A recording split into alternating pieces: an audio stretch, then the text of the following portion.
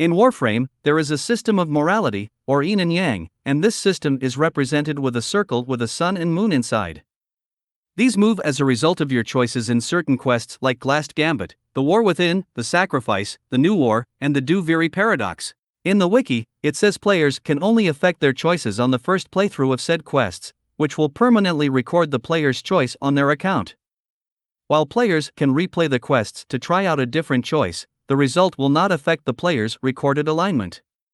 So this should mean if you make all moon choices in The War Within on your first playthrough, it will change the meter in the player profile.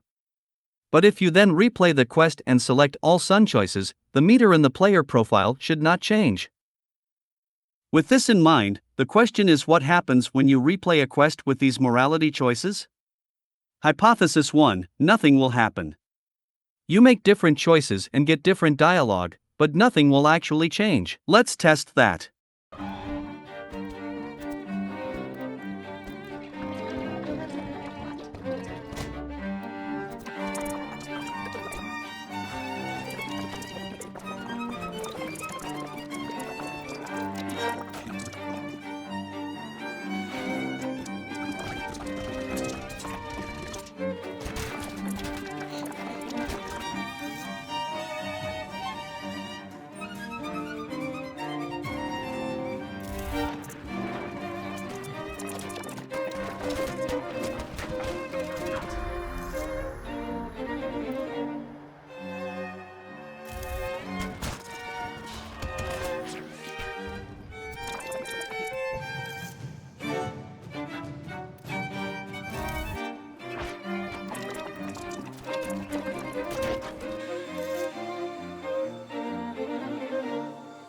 So in this first run, the hypothesis holds true. I've selected all moon choices and the wheel shifted more towards moon at the end according to the quest end screen. However, the player profile has remained the same. Let's try another run.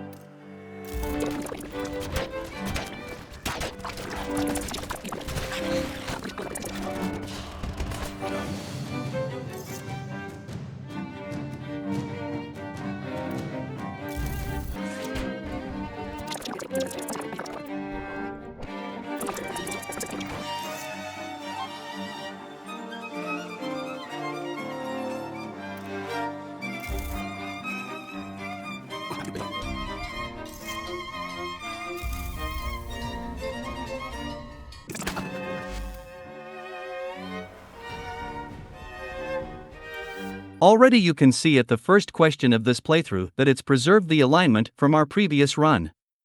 Let's take a look at that wiki entry again. First play is recorded. Okay, that remains true as far as the player profile is concerned, but why does it preserve the new alignment inside the quest itself? In fact, the more you rerun the quest, the more these choices add together. For instance, initially making 8 moon choices only required 8 sun choices on a subsequent replay to revert back to neutral. However, if this theory is true after many replays, I will now need 9 or more moon choices to shift the meter to full moon. That number will only get higher on subsequent replays until any individual choice will not be enough to visibly shift the meter. So let's run the quest twice more to test our theory. This time we will alternate choices moon, sun, and we'll make a note of how much the meter will move. If each choice moves the meter less than the one before, the theory holds true. The choices will just keep compiling with no apparent end, in much the same way that the more consoles hack, the harder it becomes to change the average hack time stat. We'll call this the diminishing returns theory. However, if the meter shifts the same amount every time, it points to a different scenario. It might mean that there is a cap to how many past choices the quest meter remembers, and that once this point is reached it deletes the oldest records to make room for the newest ones. We'll call this the first in, first out theory.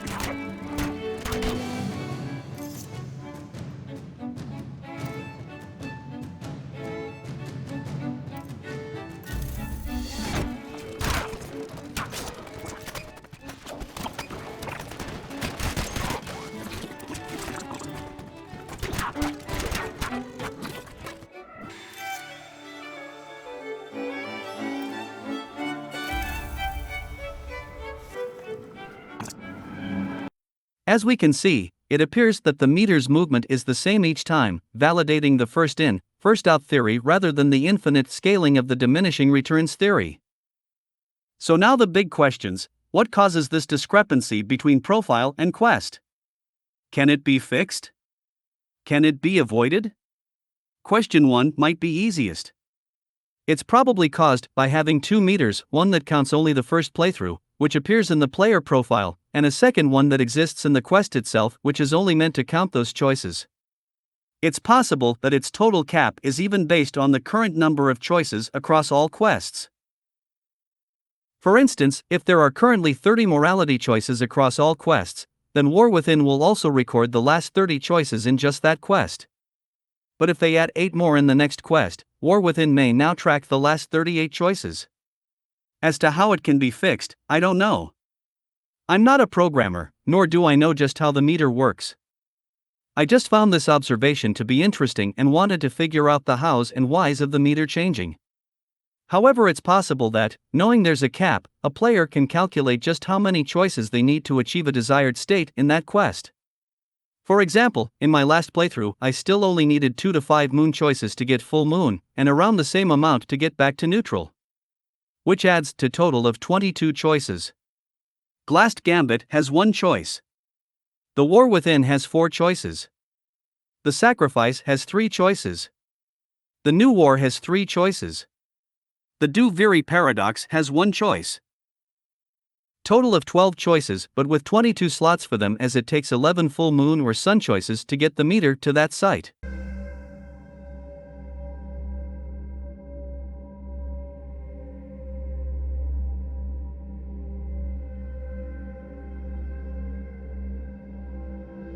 Can we avoid this problem and keep the meters keyed to the first playthrough? Simply put, don't replay quests unless you plan on making the exact same number of sun and moon choices each time. Even a single deviation will throw off the meter, and subsequent attempts to fix it will only add fuel to the fire. Thank you for coming to my TED Talk.